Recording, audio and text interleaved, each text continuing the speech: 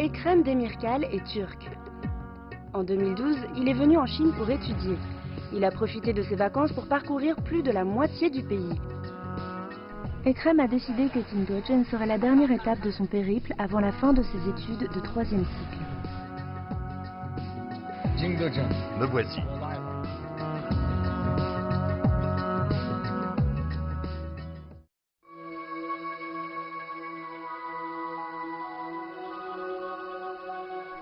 Tingdozhen, dans l'est de la Chine, est célèbre dans le monde entier pour sa délicate porcelaine depuis les temps anciens.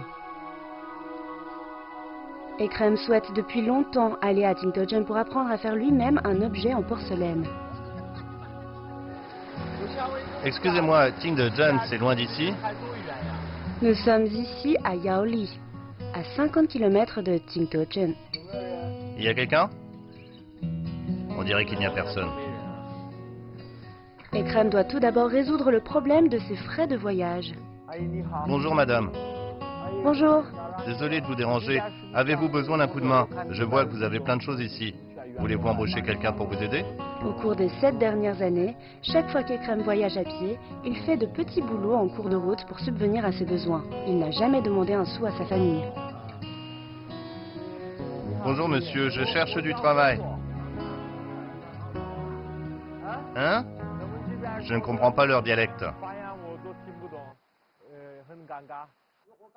J'ai du travail pour toi. Vraiment? Super! Mais c'est très fatigant. Alors qu'il s'apprêtait à quitter le bourg, Ekrem a finalement trouvé du travail à faire. La rémunération est de 200 yuan. 200 yuan la journée? Le repas est compris?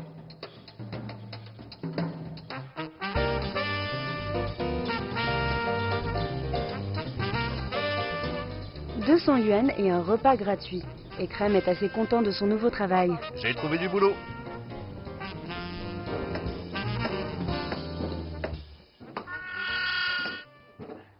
Mais la première tâche qu'on lui assigne consiste à concasser 300 kg de kaolin. Il m'a donné le travail le plus dur et lui se réserve le plus facile. Je suis épuisé. Dire que je fais ça pour seulement 200 yuan, c'est exténuant. En fait, le lieu où travaille Ekrem est un atelier de traitement de la matière première de la porcelaine. La pierre concassée est ensuite réduite en poudre par des pilons nus par une roue à aube.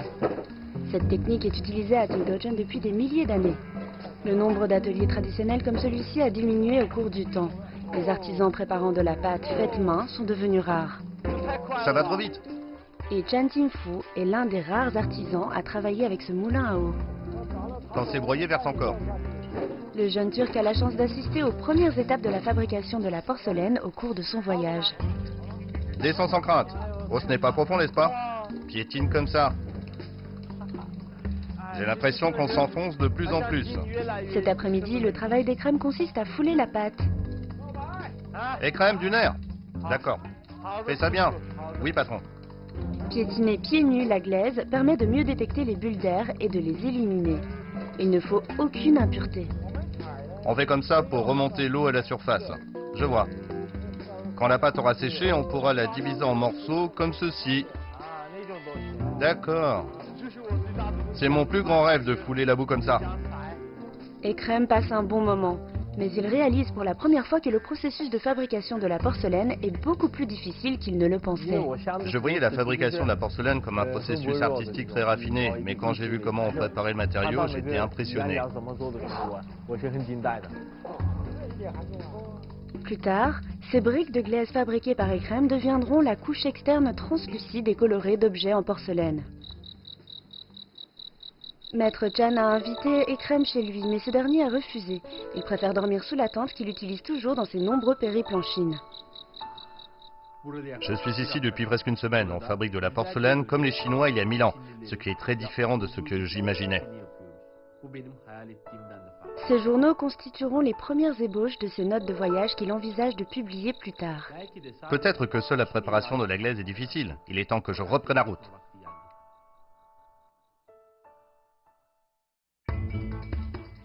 Trao Sichuan est un parc de l'industrie culturelle et créative aménagé dans une ancienne fabrique de porcelaine.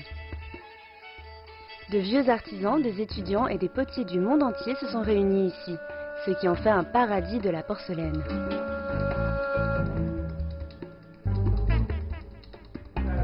Je cherche une jeune femme qui s'appelle Jenny Sin. Je crois qu'elle est dans l'atelier Spassy 56. La personne qu'Ekrem cherche a été recommandée par des amis.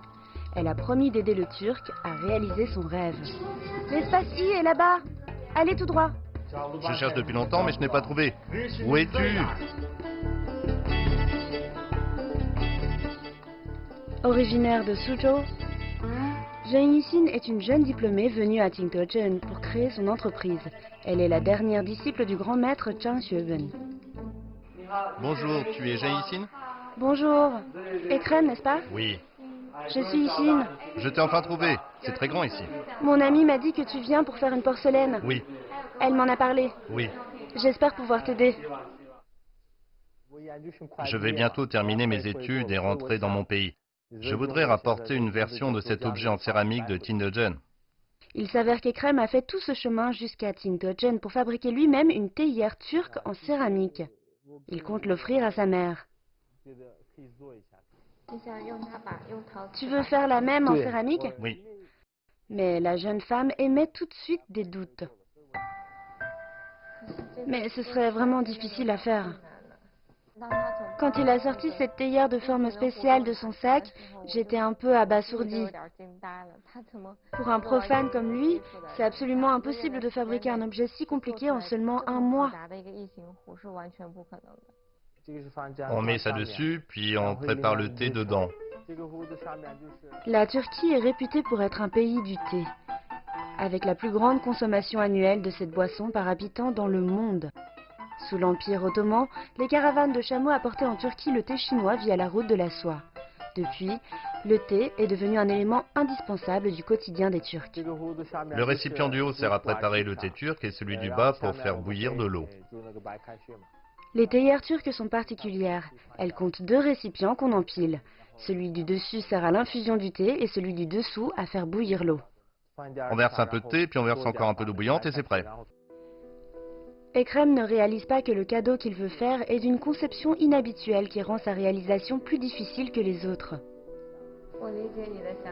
Je comprends ton idée, mais comme ton séjour ici sera court, il est peu probable que tu réussisses. Je veux juste faire une théière. J'ai toujours voulu faire cette théière pour ma mère, pour qu'elle puisse l'utiliser tous les jours. Mais Jenny Sin pense que je n'y arriverai pas.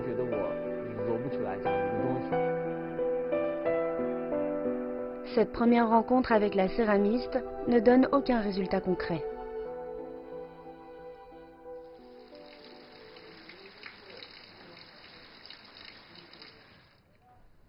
Bien qu'elle ne soit pas optimiste quant au projet d'Ekrem, la jeune femme l'emmène à l'atelier de Yu Huilong, l'un des meilleurs céramistes du coin.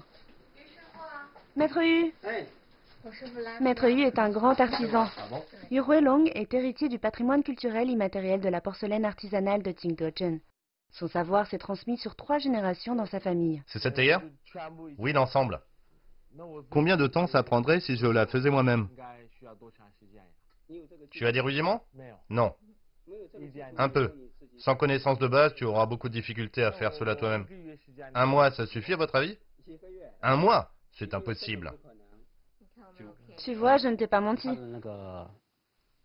D'après ce qu'il m'a dit et ses expressions, j'en déduis qu'il ne sait pas grand-chose sur la céramique. Il sait seulement reconnaître une porcelaine, mais ne sait rien sur la façon de la fabriquer.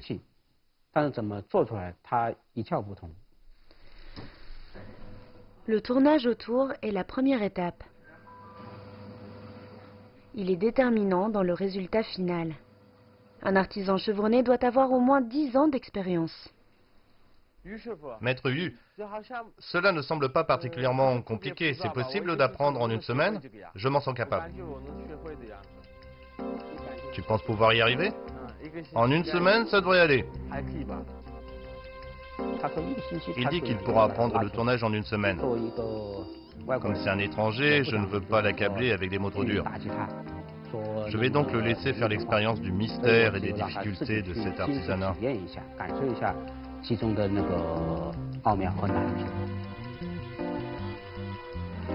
La main gauche doit soutenir la motte en permanence. Comme ça? La glaise semblait très docile entre les mains du maître. Elle l'est beaucoup moins entre celles d'Ekrem. Au début, ça semblait très simple, puis c'est devenu de plus en plus difficile. Par exemple, vous voulez faire un bol, mais la pâte s'échappe par le côté. Je ne peux pas la contrôler, c'est comme si elle n'en faisait qu'à sa tête. Maître Yu, j'ai fini la théière, ça va? Ici, ce n'est pas terrible. C'est ce que tu voulais réussir à faire au bout d'une semaine? Ce n'est pas une poterie, c'est une motte d'argile. D'accord, merci professeur.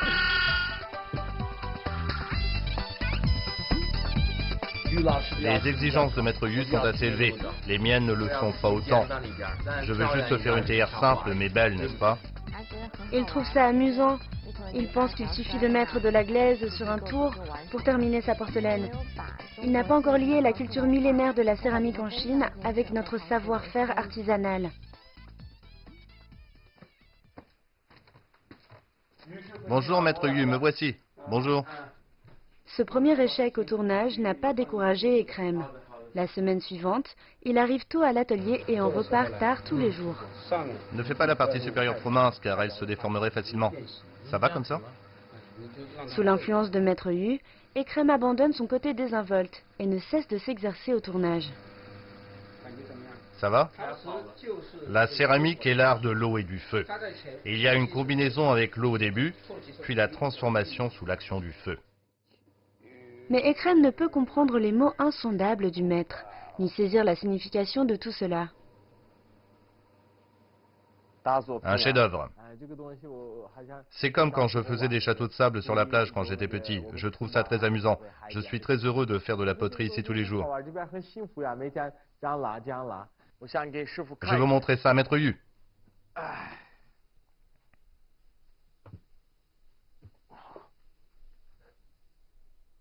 Maître, je veux vous montrer ce que j'ai fait. Ici, c'est la forme que vous m'avez apprise. Mais j'ai fait cette partie un peu plus épaisse. À partir de là, c'est mon style. C'est plus fin comme pour lui donner une forme. Qu'en pensez-vous? Ça ne va pas. Ça, c'est ce qu'on appelle l'épaule. Elle devrait être renflée. Mais celle-ci est tombante. Quant à cette partie, tu l'as faite fine alors qu'il faudrait le contraire. Elle tombera lors de la cuisson, c'est inutile. Mon père a toujours été très strict avec nous. On doit en faire de même quand on enseigne à des élèves. Pourquoi la porcelaine prospère-t-elle depuis des milliers d'années? Grâce à la rigueur et au perfectionnisme des artisans. Jette-la et recommence. D'accord, maître. Merci.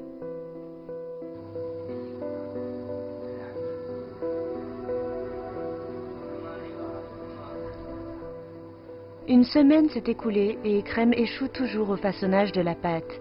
La difficulté de ce processus dépasse de loin son imagination. Encore raté.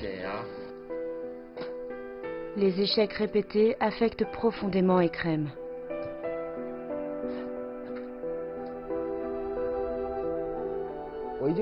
J'ai dit à ma mère que je ferais une théière pour la lui offrir. Mais je trouve ça vraiment difficile et j'ai de moins en moins le moral. Je n'ai qu'un mois de vacances.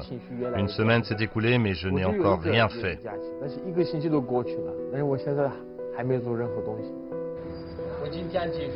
Ma journée de travail est finie.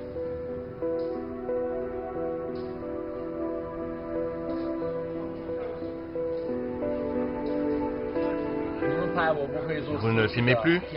Vous me filmez comme un prétentieux qui ne sait pas faire de céramique, n'est-ce pas? Cette nuit-là, Ekrem m'a appelé. Je l'ai senti particulièrement frustré. Il voulait abandonner. Il m'a dit qu'il allait rentrer sans avoir réussi à finir son projet. C'est semble-t-il la dernière nuit d'Ekrem à Tingolgen. Il a déjà réservé un billet de train pour rentrer à Xi'an le lendemain.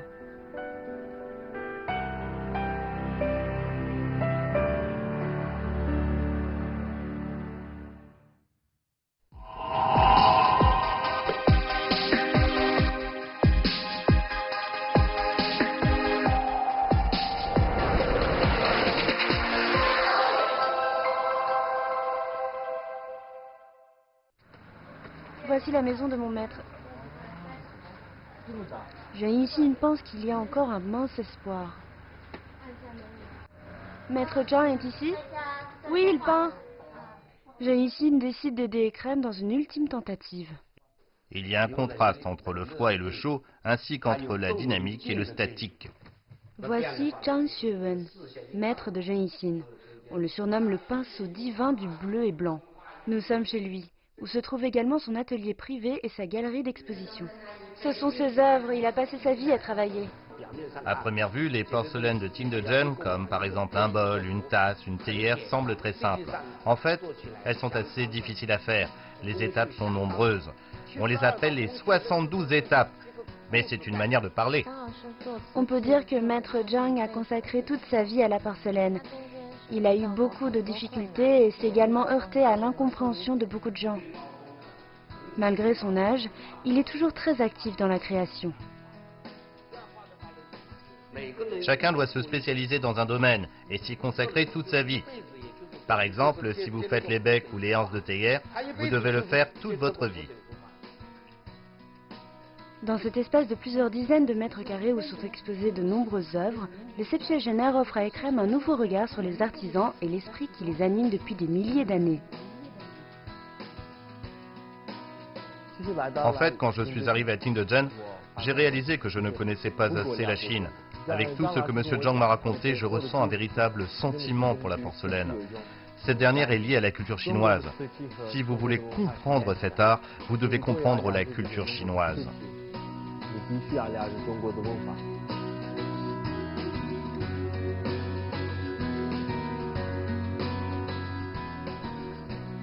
Les quelques heures passées avec Maître Zhang ont redonné confiance à Ekrem. De haut en bas, regarde, travaille la pâte comme ça. Ekrem a retrouvé sa place devant le tour de potier. Ainsi, la base ne deviendra pas trop large. Je dois persévérer quoi qu'il arrive. Peu importe si j'échoue à la fin, car j'aurai travaillé dur et n'aurai aucun regret.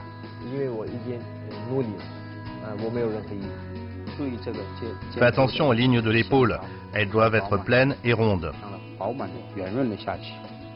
D'accord. Quand il s'investit pleinement et qu'il veut vraiment comprendre la porcelaine, il arrive à rester calme et à travailler longtemps. Ekrem, viens ici. Sur les conseils de Jean Yixin, Ekrem renonce à fabriquer une théière turque, trop difficile à réaliser. À la place, il veut faire un pot à thé ordinaire. Un récipient où on conserve les feuilles de thé? Oui, je trouve ça très bien. Oui. Parce que chez toi, les gens aiment le thé noir. Oui. Maître, je dois mettre ça là-bas? Oui, sur l'étagère pour faire sécher. Faire un pot à thé n'est pas non plus chose facile. Après d'innombrables, Ekrem a enfin fait quelques poteries que le maître juge acceptables. Lentement et sans précipitation, ne tremble pas. Décale un peu vers la droite. Parmi toutes ces poteries, ces deux-là ont une forme relativement meilleure. Quand elles seront sèches, tu pourras les décorer. Ça veut dire qu'on peut enfin passer à l'étape suivante? Oui, s'il fait beau, ce sera sec en 3 jours. Super! Alors qu'Ekrem peut souffler un peu, Jean Yixin est confronté à un problème. Le marché nocturne de Traossichuan est une opportunité et un défi pour les jeunes créateurs. L'espace I est une plateforme entrepreneuriale fournie gratuitement à ceux qui veulent établir leur activité à Tingdegen. Cependant, il y a des mécanismes de concurrence. On doit attendre un certain chiffre d'affaires, et cela tous les mois. Si vous ne l'atteignez pas, vous êtes éliminé au bout de 3 mois. Combien de créations peuvent-ils vendre et à quel prix?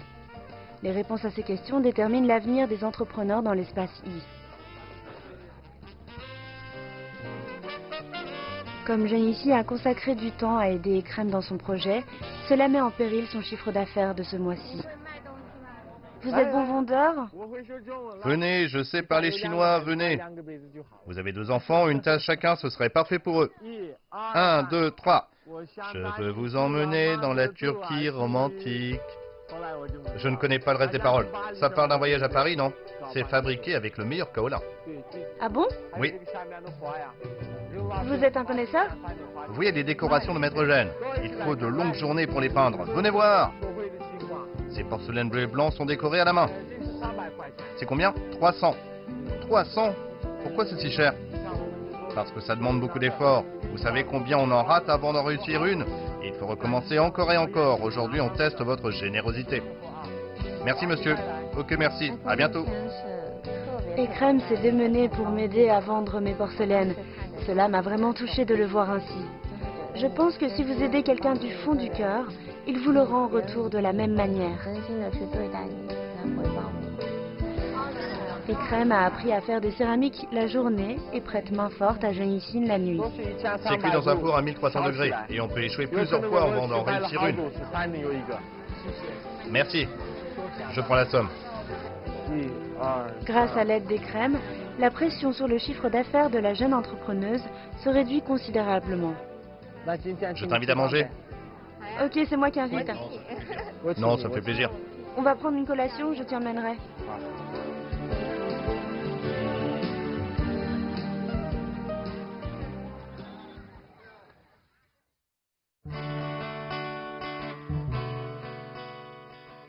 La fabrication du pot à thé entre dans sa phase finale. Afin que le cadeau soit le plus proche possible du projet original d'Ekrem, Jean-Yixin travaille dur sur ses croquis. Viens voir. C'est la tour de l'horloge de ma ville natale? Oui. N'importe quel Turc reconnaîtrait tout de suite la tour de l'horloge d'Izmir.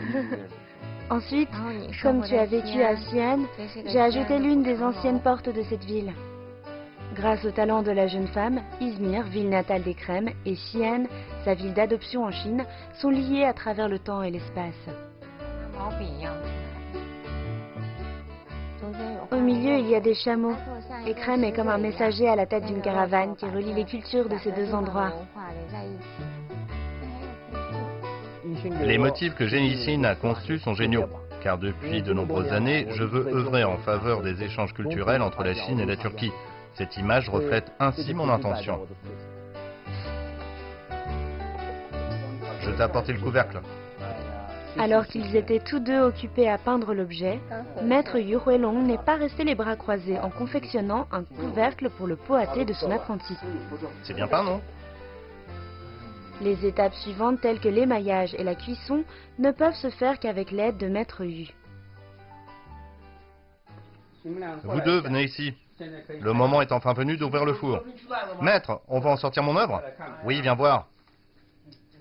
Attendez ici. Après 3 jours de cuisson, le chef-d'œuvre d'Ekrem est sur le point de se révéler.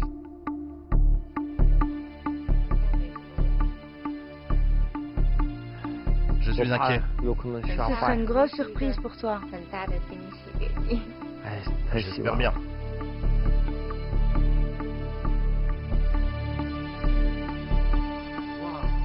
Wow, magnifique. Oh, maître. Regardez. C'est magnifique. Ils sont beaux. Je ne m'attendais pas à ça. La cuisson a été bonne. Oui, mes parents vont apprécier. Maître, c'est si beau. Merci beaucoup, merci, maître.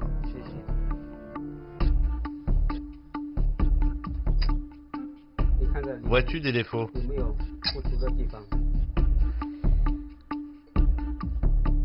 Transporté de joie, Ekrem est soudain nerveux en entendant la question de Maître Yu. Maître, je pense que c'est déjà très bien. Les chameaux, ils ne sont pas beaux? Il n'y a personne.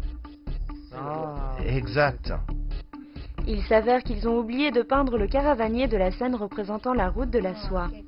Un détail qui ne pouvait échapper à la vigilance de Maître Yu. S'il n'y a personne pour conduire la caravane, ce sont juste des chameaux sauvages. C'est un oubli de ta part. Oui. J'ai encore beaucoup à apprendre. Il faut faire les choses consciencieusement. On n'a pas le droit à la moindre erreur.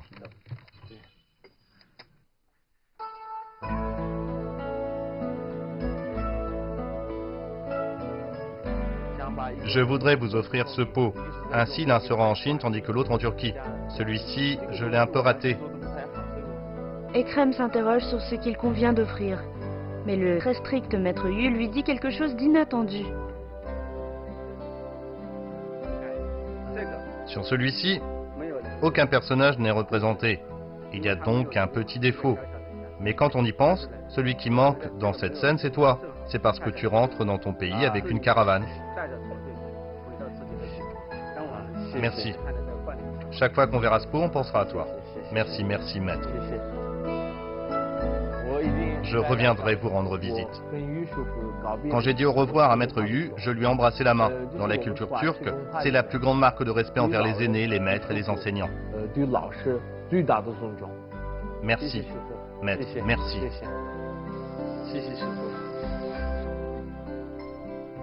Ma vision de la porcelaine chinoise a beaucoup changé. Maintenant, je sais à quel point le processus de fabrication de la porcelaine est difficile. La préparation de la glaise, le tournage, la décoration, puis la cuisson. Une personne peut consacrer sa vie à ce travail. Donc, quand je regarde une céramique, je connais l'histoire qu'il y a derrière. Elle permet de découvrir la sagesse, la culture et la patience des Chinois. 这个故事就是能发现中国人的智慧、中国人的文化、中国人的耐心。